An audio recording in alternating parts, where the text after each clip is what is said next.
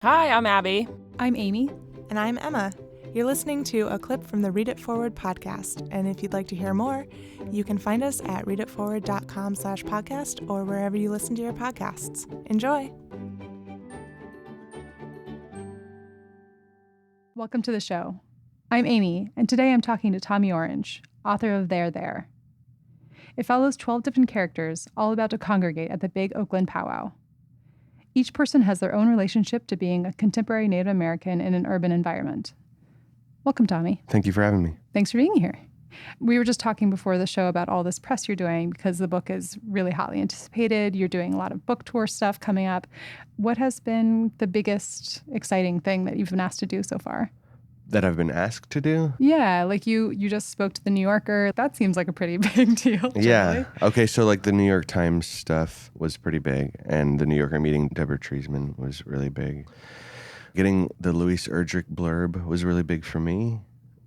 I got a weird email this morning from my editor because she had been emailed by Ethan Hawke. As far as star power feelings go, I feel just like that he loves it. But a lot of it, all of it feels unexpected, and so it's hard to know how to react when the unexpected happens over and over and over again. Yeah, especially because this has been a book that's a long time coming for you. You've been working on it for six years or something like that, right? Mm-hmm. So to suddenly have it done and out there in the world, does it feel real yet still? Yeah, it alternates between feeling real and unreal all the time, depending on the day and what's happening. But tomorrow is a big deal because it's actually out, and so I'm hoping I'll be able to like appreciate it. And a lot of people tell you like remember to enjoy it, and I don't know that it's about remembering, but getting to the enjoy or the joy of it can be tricky. Yeah, there's so many different perspectives in the book, but one that you had a similarity with is that you worked at the Indian Center in Oakland, and that is part of one of the characters' stories. Can you talk about your work there a little bit? So in 2005, this is actually when I started writing and reading. I was working part-time at a used bookstore, and then part-time is doing data entry at the Native American Health Center in Oakland. And I spent, between 2005 and 2013, I was there off and on. I was like a receptionist part-time there and data entry again. And I was a media coordinator, and we built like a media lab and did a storytelling project and like made our own flyers and did our own, just a lot of our own promotional stuff for the center. But then you also did some story collecting, like one of the characters does in the book. So I got a grant from the city of Oakland, and so I did storytelling work with another organization called Story Center out of Berkeley. The storytelling project only exists in fiction. I never actually did a storytelling project for that grant. But I mean, it's kind of made its way. Yeah. It wasn't for nothing. Exactly. I feel okay about it. Were there any stories that you really, really wish you could have fit into the book but just didn't make it, or you couldn't draw from in the same way that you did for the others? There were a lot of stories that didn't make it, and there's a lot of writing that didn't make it. I mean, that's probably all books. But there were 3 that died or were asked to be cut at the very end that I don't think they belong anymore, but it was a tougher cut for sure. It must be really hard to have this many storylines, and you must have favorites and you must have some that came more easily. Did you struggle with any one character in particular? The struggle was more trying to have them all interconnect and have their plots. I mean, I knew it was all going to converge at the powwow, and that in some ways made it simpler. But getting all of their lives to connect in some way and to feel like one whole novel and not just like a collection of short stories that is trying to call itself a novel was super tricky in the middle. I was just kind of imagining you like a beautiful minding it, like with string and like detective work, basically. Yeah, it's not unlike that, but I don't work with like outlines or visual space. A lot of the solutions came just from going on long runs, and then when I got out of my head, this good stuff popped into it. That's so funny. Like, I feel like that's something that so many authors say. What is that like? You're just like something unknots after you're just not trying too hard? I don't know. I mean, it's a thing that we've known for a long time about like coming up with solutions. Like we've heard of mathematicians who like dream about the solution, or when you're I think something about trying too hard and forcing ideas. I think sometimes we're smarter or we know better solutions to things in a deeper part of us that we don't have access to by just like trying to force it out. Something about that, I think. Can you tell me a little bit about the excerpt from the book that appeared in The New Yorker, which is called The State? Mm-hmm. Can you talk about why that's the one that was included and why that one's important to you? Well, that one came out the fastest, and it came out toward the end. I share a lot of biographical details with that character, but it's true of a lot of the characters because that's what I'm drawing from. You know, that one, he works at the Indian Center, and he has less to do with the overall plot, probably the least to do of any of the characters. But the way he came out, or the way that voice came out, because it came out so fast and urgent, I just knew it belonged. It was a surprise to me that the New Yorker chose that particular piece. I think for a lot of polyphonic novels, it's just about the character's voice. And you did some very interesting things, which was to switch from a few different POVs. And you also included a prelude and an interlude, which are very, very interesting. Can you talk about the prelude and the interlude? So originally, it was actually like a 14-page long prologue, because I love what prologues can do and the context they can give the reader before entering the story.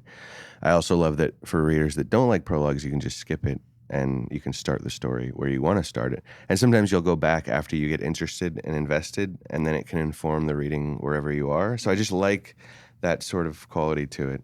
And so in the editing process, working with my editor, she didn't give me the solution, but she said, we need to figure something out about, this, how long this prologue is. And I can't remember when it came to me, but moving it where it is now and the way the story sets up to go to that point, I was really happy when I figured out that it would work, and that an interlude is something that I got away with. I guess it didn't feel like I haven't read very many interludes or any in between things that are like a prologue, but they happen in the middle. It seems like it's a simple thing, but I hadn't read it anywhere before. I hadn't either, which is why it was so interesting, because it's like parts of history, basically background information, and things that are not exactly history but are perspective. And it's really, really interesting for people who might not know very much about like the Native experience, or people who do and would kind of like that to be represented. Yeah, and I think a lot of Native people feel like history was not taught right, and so before you even start to listen to a story, you want the right context. So I definitely felt that, and that was part of why I wanted a prologue. But I also didn't want other Native readers to just hear information they already knew. I wanted to make it layered and interesting and highly readable. Right, and you also can't speak for everybody, right? Like exactly. That's something. A lot of the book is about not feeling yourself represented, or not knowing how you fit into the idea of being a Native person, or what that means, or what it means to your parents. And the entire time I was reading, I was like, that must be a very hard place to occupy as somebody who's trying to fill a gap, right? To be like, I'm trying to represent many things, and you cannot. Totally. And that's part of the decision to have a whole bunch of characters, is that, with one single voice trying to say everything, it just doesn't do the same kind of work. Yeah. Which I guess is why the powwow was such a great setting. Can you talk about what the big Oakland powwow was like and what it means to you for this book? I didn't grow up going to powwows, but when I was working at the health center, I went to powwows, and I was on a powwow committee at one point. They're intertribal, and there's something that feels both contemporary and traditional about them, and that to me it's the perfect meeting place for urban Indians, because urban Indians are very intertribal. Like all of those centers that we have, people came on relocation back in the 50s and 60s, and those families started families and met other Native people who weren't from their tribe. When you're on the reservation, you're more likely going to meet somebody from your same tribe. In the city, that may not be the case. So I just thought powwows represented the community I was trying to represent in a perfect way. I wanted to talk to you about that idea of being somebody who's trying to bridge like the idea of like what it means to be a Native person today in a city, like because a lot of the, any media, if there is any, is not really representing people now and here. So you're kind of writing the stories of those people. Hmm. Can you pick one of your characters and talk about how they had their identity changed throughout the book? So I have Orville looking on the internet for ways to feel like he's, an authentic Native person. And I think that's the only place to look for some people. If you don't have a community nearby or you're not in a community of Native people, the internet is a decent place to start. And so Orville starts just questioning, and his grandma doesn't want him to necessarily learn anything because, it's kind of painful for her what she went through. And, he goes from almost not knowing anything, but being interested from a young age in dancing to, being in this regalia at the powwow.